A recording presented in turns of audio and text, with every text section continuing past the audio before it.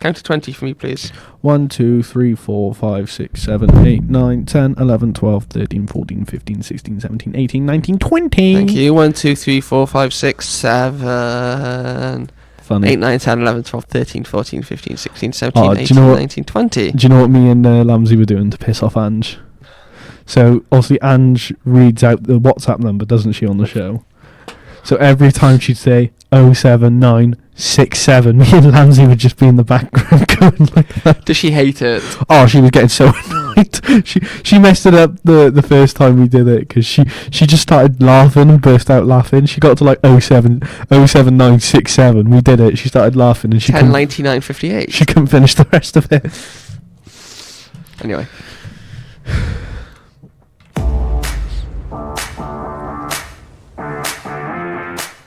Hello and welcome to another edition, episode 77 of the Are You Ready Wrestling podcast here on Newport City Radio. This week, I'm Luke and I'm going to kick off the podcast by talking about poor Wrestlemania ticket sales. Hi, I'm Curtis, and for my segment this week, I'm asking the question, if Cody Rhodes wins the Elimination Chamber, could this hurt WWE?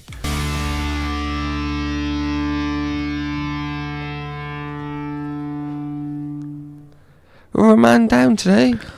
Yeah, you're going to be a man down for the next 3 weeks. I know. This week, next week, and the week after. It's just us two today, and then next couple of weeks it's just going to be me and Jack. Yeah. And then... all back to normal then. Fun. All back to normal in March. I can't wait. March Madness. How are you, Curtis? I'm good, how are you? I'm not bad. I'm ready to talk about wrestling. I'm going to be honest with you, there's not a lot that we can talk about. No, it's not. In terms of like news and rumours and whatever. Anything interesting? I mean, AEW coming back to Wembley Stadium. I mean, yeah, that's good. I think that's probably the most exciting news out of the wrestling scene in a while, to be honest. As someone who's been clamouring for a major premium live event or pay-per-view in the UK, you surely must be happy at that news. Yeah, but I will never change. I genuinely think we deserve a WrestleMania. And I will continue to say that. And you can mention as many times as you want today, because we're going to kick off the podcast by talking about that kind of topic. WrestleMania. Fightful Select ran a report in the week saying that ticket sales are down about 10,000 from where they were at this stage of last year. Yeah. And I think that they've held a company meeting to say, we need ideas of how to sell all these tickets, and please come up with the best ideas and strategies that you can to try and to do or sell more tickets. I think it's just a lot more to it than just... There's a lot more to it than marketing. Yes, and ideas from different departments. And there's a lot more to it. There's so many different aspects and issues and things that that we're going to get into, and I think are the pretty most obvious ones. Why WrestleMania seems like the culmination. I know it's only in April and May or whatever, but it feels like the culmination of the wrestling year. You have the Super Bowl last weekend is the culmination of the NFL season. Yeah. The culmination of the football season, our football season, you have the Champions League final, you have the FA Cup final. Yeah. That feels like what WrestleMania is to wrestling, or to WWE anyway. That's the thing. Even though, you'd think the season would end at the end of the year, it doesn't. The end of the WWE season is WrestleMania Night 2. Yes. And then it starts back up again the next day on Monday Night Raw, and then it goes for a full calendar year back to April to the next WrestleMania. Yes. I think there's quite a lot of issues with not so much this WrestleMania, but WWE as a whole leading towards WrestleMania. As we know, the WrestleMania is the biggest event of the year in the wrestling scene, and that's between all companies. Yes. WrestleMania has always been the biggest one, and we kind of sit here every year and but I mean, we definitely said it last year. I'm pretty sure we said it the year before as well, that it just seems that there's not a lot going towards WrestleMania. There's only one or two standout matches. In my eyes, there's only one so far this year. Well, there's only one been announced so far. No, but I think out of all the ones that we can predict, and they're quite obvious that's going to happen. We predicted a few last week. Well, yeah, we did, but I think the ones the one that's the standout is Roman versus Punk. Oh, Obviously 100%. that's going to be the only one that is gonna that's got a chance of actually wanting people to go and watch that match. Yes. They need to do something. As that's even like as like the journey towards WrestleMania, they really need to do something just to, boost the storyline. Because there's no good having surprises during the day and during the event, because there's only going to be like 30,000, 40,000 people there. Yeah. As of right now. Well, I was looking at how much it is for tickets. Yeah. Because a lot of talk online is saying that WWE are raising prices, and they're, genuine fans who want to go to WrestleMania are being priced out of it because it is so expensive. Yeah. The cheapest ticket I could find on Ticketmaster, who are the official sellers of WrestleMania tickets, $300 is the cheapest. Well, I don't know. Let me convert that into pounds. I think that's about £250 maybe pounds. 250. That's for one night. For one night, £250. That's not even to be sat, towards the front.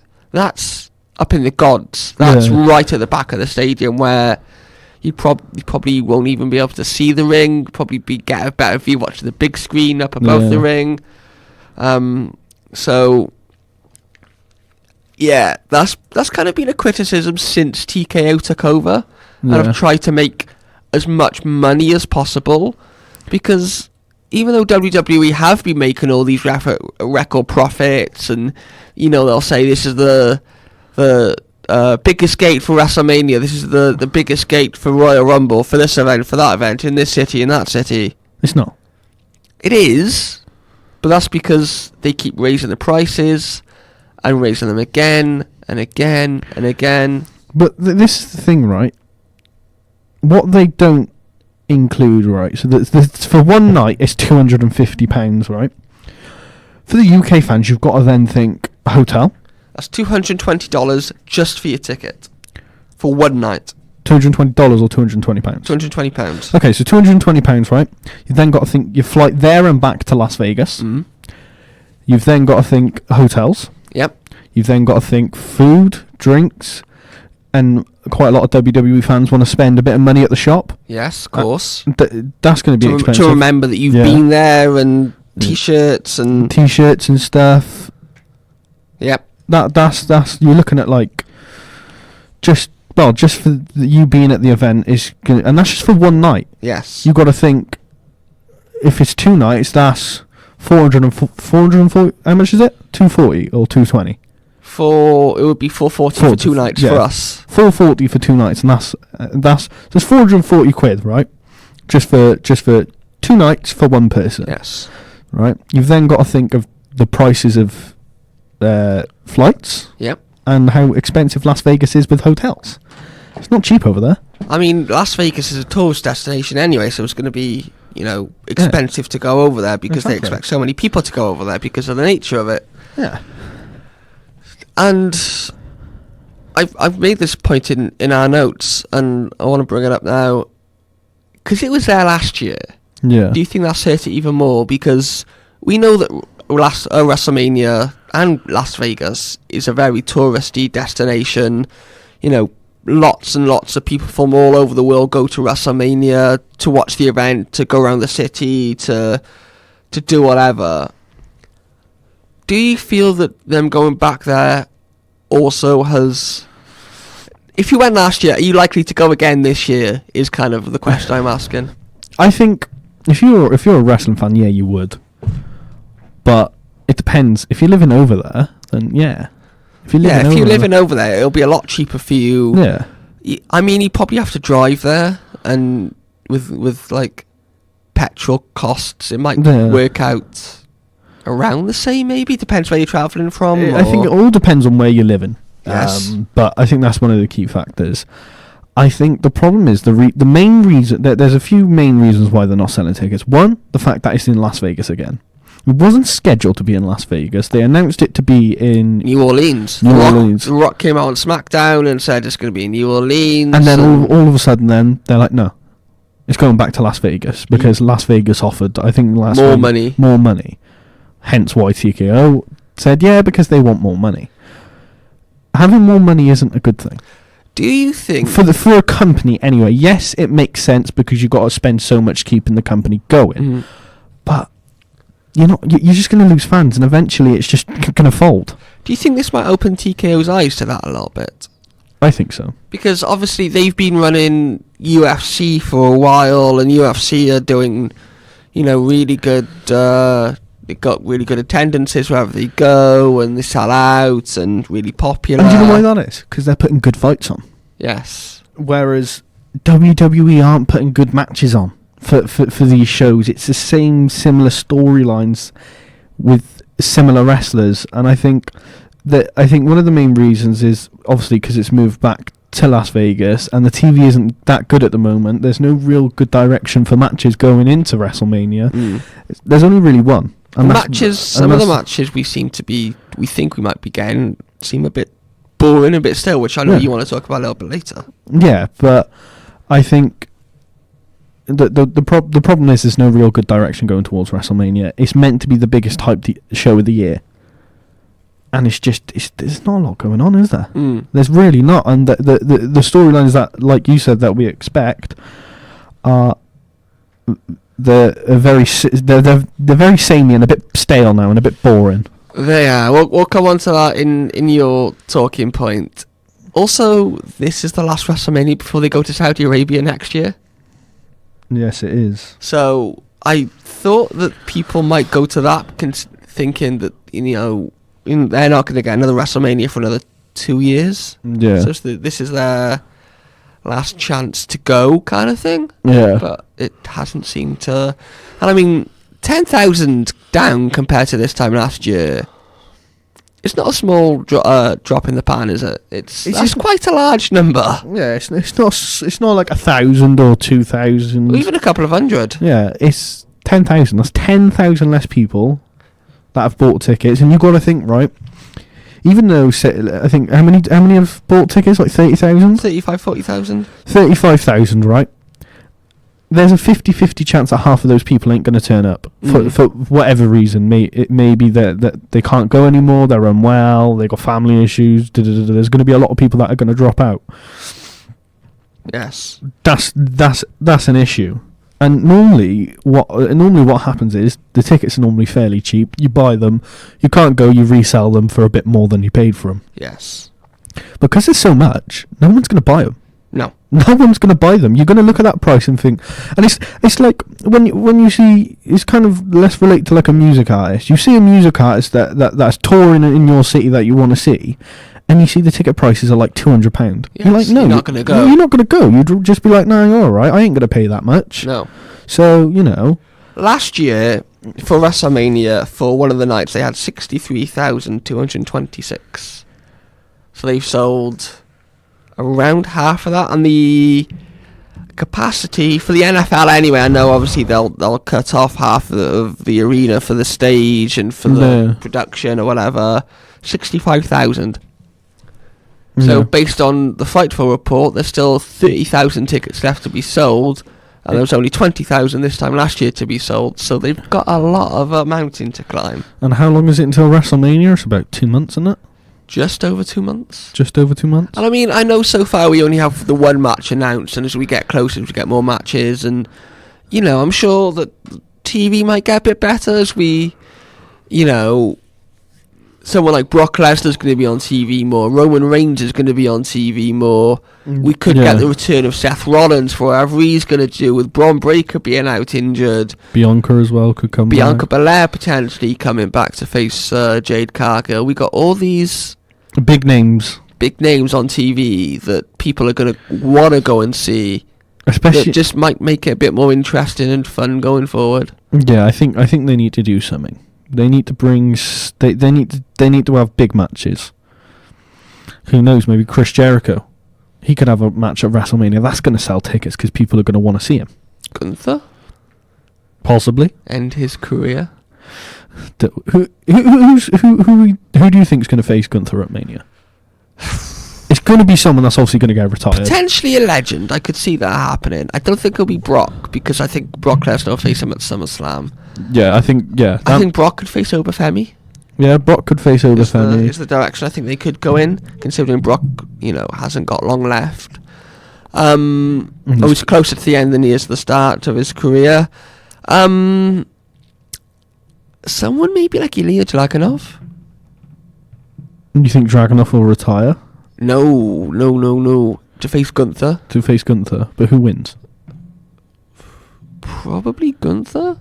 Although I'd like to see them play into the fact that Gunther has lost a WrestleMania for 2 consecutive years.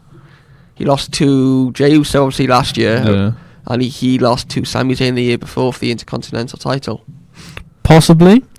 I think it depends on what direction they go. Because what's the next? There's another event before Mania, isn't there? By Elimination Chamber. But I just think that with Gunther being so cocky and so confident at the moment, he's retiring all these people and he's so good and whatever, then there's only one man that I feel can match his intensity and just try and out-wrestle him, and that's the man that beat him for the NXT UK title, and that's Ilya Dragunov. Yeah, I think so. I think that could be the direction that they could go in.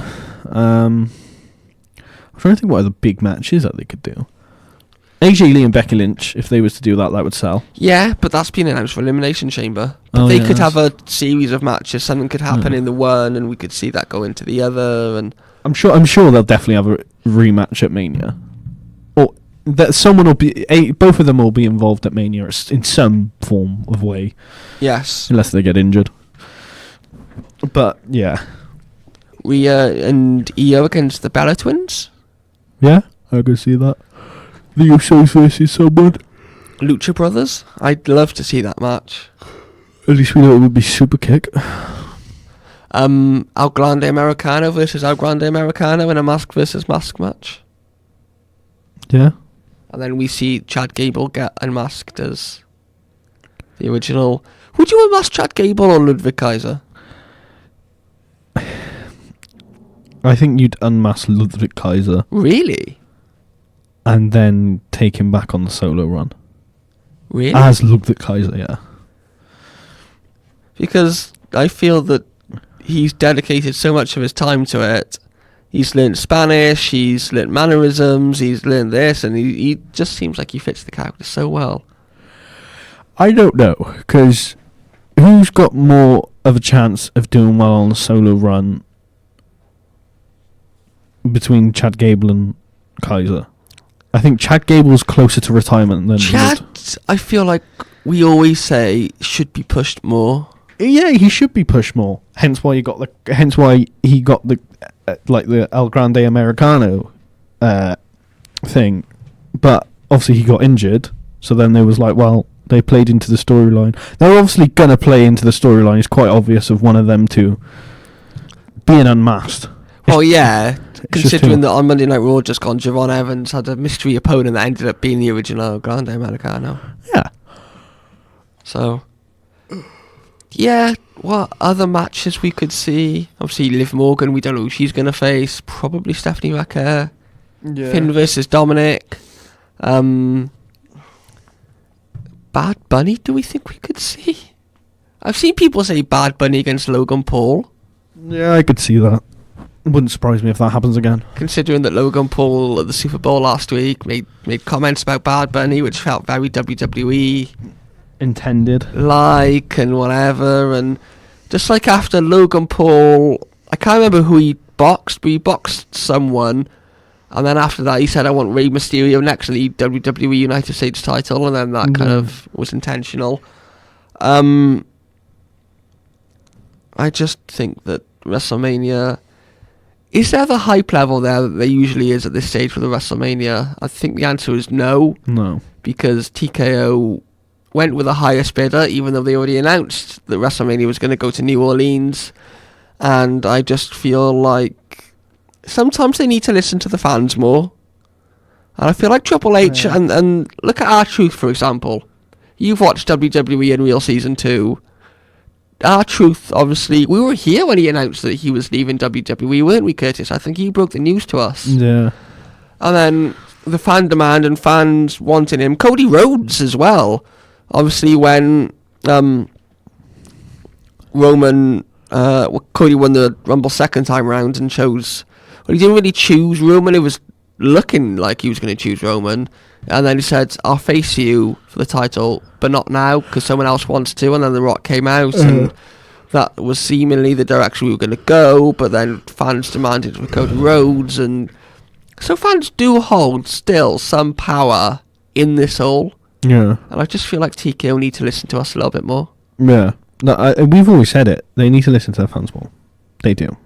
Are they going to, though? Probably not. Especially considering that the UK deserves a WrestleMania. Yes, exactly. We do deserve a WrestleMania. Will we ever get one? Probably not. And if we do, I'll probably end up being dead. And I don't mean that in a morbid way. It would just be my luck that the UK finally gets a WrestleMania and I won't be able to go. You won't be able to see it. Or you'll be in work or something. Yeah, I'll be in work. Can't get out of it. Oh no, I'd find a way. I'd phone in sick. I'd be like, I'm really, really ill. I can't come, and then someone sees my Instagram story and me in London. I'm really ill. I'm at Wembley Stadium. It's the only medicine I need to get me better. Yeah. Over to you, Curtis. What do you want to talk about this week? What do you want to talk about? What do I want to talk about? I want to talk about the UK deserves a WrestleMania for the next half hour. No, I'm joking. Luke's bashing his head on the chair in absolute headache. I leave you for 2 minutes, Curtis. Not even 2 minutes. Go on, what are you talking about? If Cody Rhodes wins the Elimination Chamber, is this going to hurt WWE? I just love how we're spending the entirety of the episode saying how WWE is really bad at the moment, and it is. It is bad. It's just very predictable, I feel. Yes. Especially with storylines that go on for what feels like forever. This one with Cody and Drew, and I know Jacob Fatu's been involved, and that's kind of added another dimension to it, and whatever, but... Nice yawn there, but thank you. I just feel tired like... of you? Maybe. Is WWE boring you that much? It is. I just feel like there's so many other storylines that we could see. Cody Rhodes won his qualifying triple threat match on Friday Night SmackDown against Jacob Fatu and Sami Zayn to qualify for the Chamber. He's obviously going to win, considering that the guy he's going to face at WrestleMania is Drew McIntyre, and the winner of the Chamber will face Drew McIntyre at WrestleMania. That's the story they're telling. But there's a but in this. There's a big but in this. And you mentioned this to me earlier. Are you stealing my notes again? I am. Oh, Curtis. I am in a certain way. Curtis. What happened? Oh, I'll ask you this then. We think that Cody is 90% chance going to win the Chamber. Yes. What happens if he doesn't? Depends who eliminates him. Who's going to win the Chamber, do you think? If it's not Cody, who else? If it's not Cody, I could... Obviously, so far we only have 3 confirmed participants, because obviously they've qualified so far. I'm not sure who the other triple threat qualifying matches is. Let me see if I can get it up whilst I talk. But I just feel that if he doesn't win, at the moment I could see someone like LA Knight winning. For what reason? For the reason that fans want to see him pushed. He's consistently been popular with the fans. He's consistently been over with the fans, even though, you know, his booking hasn't been the best, and he probably hasn't been pushed to the level that we want him to be pushed to. And I just feel like it would make sense for him to have a major match at WrestleMania. Him being the kind of... I think they released some merch when he came back at the Royal Rumble saying Unchosen or whatever. So to have him as the Unchosen one against Drew McIntyre, who, when he first debuted in WWE, was described as the Chosen One. So that kind of dynamic. Plus, I think it would be great television week after week to see those two go against each other. Elimination Chamber qualifying matches. Let's have a little look. Anytime today. So, like I mentioned, so far we have Randy, Cody, and LA Knight. Qualifying matches, triple threat matches. The full spot will be determined on Monday Night Raw when Dominic Mysterio, Gunther, and Javon Evans. With the fifth spot on SmackDown to be determined between Carmelo Hayes, Damian Priest, and whoop that Trick Williams. Who? What? Trick Williams. When? So, after those two, I could see probably Gunther winning his triple threat match to qualify. Yeah. I could also see Dominic Mysterio, but I feel like they're going to tell a story where potentially Finn Balor costs him, and that kind of leads towards more of the end of the Judgment Day, as we've been seeing over the past couple of weeks. Good for that. And Trick Williams maybe to win his triple threat match. Trick will definitely be in there.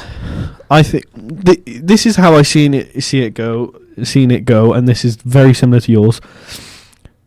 Cody won't win.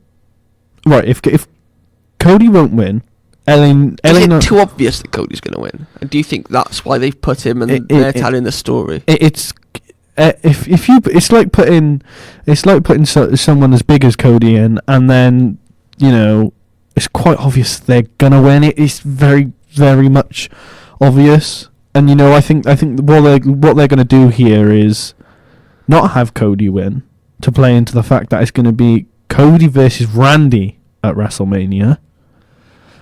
Would that be a night one main event? Or have they left it too short to tell the story? I mean, to tell the story, they've been telling for... They've been telling it for a while. They've been hinting it. So I think for them to finally do it at Elimination Chamber is the perfect amount of time. And I think there's no better time to do it because there's low ticket sales. Finally have Randy turn heel. That we've been expecting since he returned pretty much in 2023. Get him to turn heel. There we go. Yes. And have that match. Then that leaves someone to win. I think what will happen is Randy will cost Cody, someone will take the pin, and it could be LA Knight versus Drew McIntyre. Would that be exciting? Or Trick Williams. Ooh. It could be, I think we'll see Trick against Carmelo Hayes. Yeah, someone will. Someone will someone will take the pin. This is the problem, right? There's so many people in this match that are going completely separate that could go completely separate ways. Yes. Like Trick versus Carmelo Hayes, Dom versus Finn, LA Knight versus Brock Lesnar. It's difficult to judge, and that's why we go back to the fact that the obvious answer to win this match is Cody. Yeah. But it's too obvious, and we've seen the story being told one too many times. Exactly. So someone needs it's time for someone new. LA Knight. I think it will be LA Knight. Yeah. Yeah. Who's going to WrestleMania to face Drew McIntyre? With everybody saying LA Knight. Yeah. We get up to too much fun. We do.